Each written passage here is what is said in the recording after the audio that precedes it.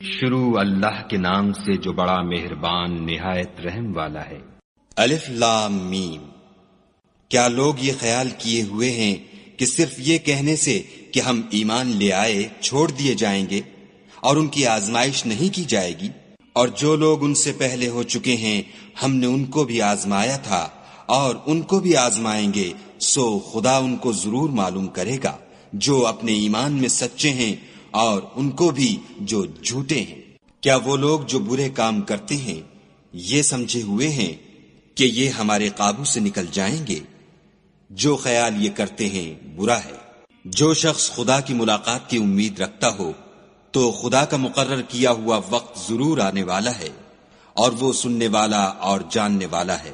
اور جو شخص محنت کرتا ہے تو اپنے ہی فائدے کے لیے محنت کرتا ہے، اور خدا تو سارے جہان سے بے پرواہ ہے۔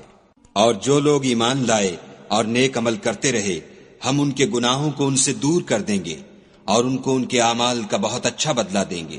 اور ہم نے انسان کو اپنے ماں باپ کے ساتھ نیک سلوک کرنے کا حکم دیا ہے۔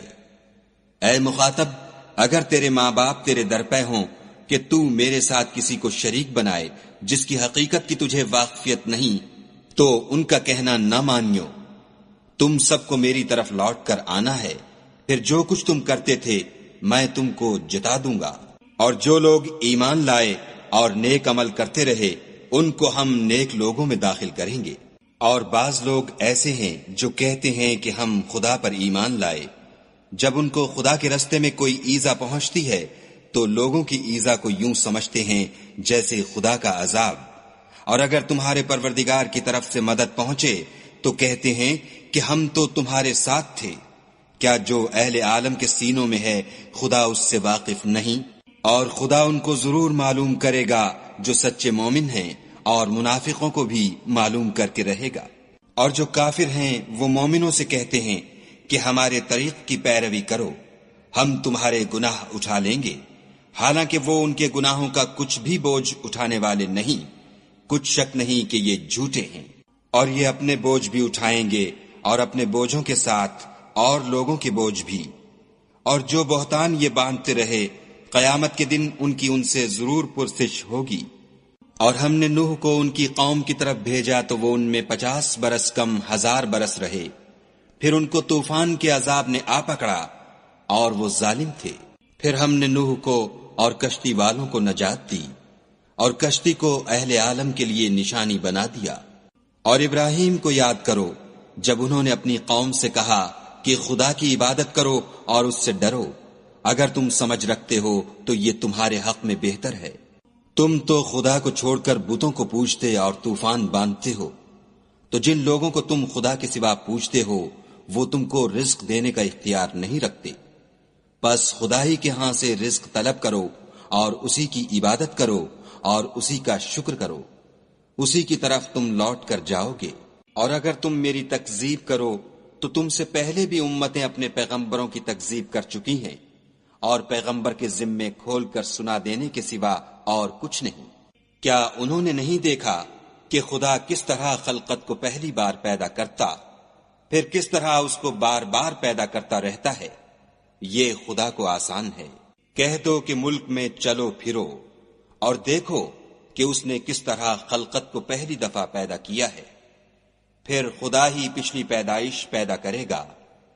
بے شک خدا ہر چیز پر قادر ہے۔ وہ جسے چاہے عذاب دے اور جس پر چاہے رحم کرے، اور اسی کی طرف تم لوٹائے جاؤ گے۔ اور تم اس کو نہ زمین میں عاجز کر سکتے ہو نہ آسمان میں، اور نہ خدا کے سوا تمہارا کوئی دوست ہے اور نہ مددگار۔ اور جن لوگوں نے خدا کی آیتوں سے اور اس کے ملنے سے انکار کیا وہ میری رحمت سے نا امید ہو گئے ہیں، اور ان کو درد دینے والا عذاب ہوگا۔ تو ان کی قوم کے لوگ جواب میں بولے تو یہ بولے کہ اسے مار ڈالو یا جلا دو، مگر خدا نے ان کو آگ کی سوزش سے بچا لیا۔ جو لوگ ایمان رکھتے ہیں ان کے لیے اس میں نشانیاں ہیں۔ اور ابراہیم نے کہا کہ تم جو خدا کو چھوڑ کر بتوں کو لے بیٹھے ہو تو دنیا کی زندگی میں باہم دوستی کے لیے، مگر پھر قیامت کے دن ایک دوسرے کی دوستی سے انکار کر دو گے اور ایک دوسرے پر لعنت بھیجو گے، اور تمہارا ٹھکانہ دوزخ ہوگا اور کوئی تمہارا مددگار نہ ہوگا۔ پس ان پر ایک لوط ایمان لائے اور ابراہیم کہنے لگے کہ میں اپنے پروردگار کی طرف ہجرت کرنے والا ہوں، بے شک وہ غالب حکمت والا ہے۔ اور ہم نے ان کو اسحاق اور یعقوب بخشے اور ان کی اولاد میں پیغمبری اور کتاب مقرر کر دی، اور ان کو دنیا میں بھی ان کا صلہ عنایت کیا، اور وہ آخرت میں بھی نیک لوگوں میں ہوں گے۔ اور لوط کو یاد کرو جب انہوں نے اپنی قوم سے کہا کہ تم عجب بے حیائی کے مرتکب ہوتے ہو، تم سے پہلے اہل عالم میں سے کسی نے ایسا کام نہیں کیا۔ کیا تم لذت کے ارادے سے لونڈوں کی طرف مائل ہوتے اور مسافروں کی رہزنی کرتے ہو اور اپنی مجلسوں میں ناپسندیدہ کام کرتے ہو؟ تو ان کی قوم کے لوگ جواب میں بولے تو یہ بولے کہ اگر تم سچے ہو تو ہم پر عذاب لے آؤ۔ لوط نے کہا کہ اے میرے پروردگار، ان مفسد لوگوں کے مقابلے میں مجھے نصرت عنایت فرما۔ اور جب ہمارے فرشتے ابراہیم کے پاس خوشی کی خبر لے کر آئے تو کہنے لگے کہ ہم اس بستی کے لوگوں کو ہلاک کر دینے والے ہیں کہ یہاں کے رہنے والے نافرمان ہیں۔ ابراہیم نے کہا کہ اس میں تو لوط بھی ہیں۔ وہ کہنے لگے کہ جو لوگ یہاں رہتے ہیں ہمیں سب معلوم ہیں، ہم ان کو اور ان کے گھر والوں کو بچا لیں گے بجز ان کی بیوی کے کہ وہ پیچھے رہنے والوں میں ہوگی۔ اور جب ہمارے فرشتے لوط کے پاس آئے تو وہ ان کی وجہ سے ناخوش اور تنگ دل ہوئے۔ فرشتوں نے کہا کچھ خوف نہ کیجیے اور نہ رنج کیجیے، ہم آپ کو اور آپ کے گھر والوں کو بچا لیں گے، مگر آپ کی بیوی کے پیچھے رہنے والوں میں ہوگی۔ ہم اس بستی کے رہنے والوں پر اس سبب سے کہ یہ بد کرداری کرتے رہے ہیں آسمان سے عذاب نازل کرنے والے ہیں، اور ہم نے سمجھنے والے لوگوں کے لیے اس بستی سے ایک کھلی نشانی چھوڑ دی۔ اور مدین کی طرف ان کے بھائی شعیب کو بھیجا تو انہوں نے کہا اے قوم، خدا کی عبادت کرو اور پچھلے دن کے آنے کی امید رکھو اور ملک میں فساد نہ مچاؤ، مگر انہوں نے ان کو جھوٹا سمجھا، سو ان کو زلزلے کے عذاب نے آ پکڑا اور وہ اپنے گھروں میں اوندھے پڑے رہ گئے۔ اور عاد اور سمود کو بھی ہم نے ہلاک کر دیا، چنانچہ ان کے ویران گھر تمہاری آنکھوں کے سامنے ہیں، اور شیطان نے ان کے اعمال ان کو آراستہ کر دکھائے اور ان کو سیدھے رستے سے روک دیا، حالانکہ وہ دیکھنے والے لوگ تھے۔ اور قارون اور فرعون اور حامان کو بھی ہلاک کر دیا، اور ان کے پاس موسیٰ کھلی نشانیاں لے کر آئے تو وہ ملک میں مغرور ہو گئے اور وہ ہمارے قابو سے نکل جانے والے نہ تھے۔ تو ہم نے سب کو ان کے گناہوں کے سبب پکڑ لیا، سو ان میں کچھ تو ایسے تھے جن پر ہم نے پتھروں کا مہ برسایا، اور کچھ ایسے تھے جن کو چنگھاڑ نے آ پکڑا، اور کچھ ایسے تھے جن کو ہم نے زمین میں دھسا دیا، اور کچھ ایسے تھے جن کو غرق کر دیا۔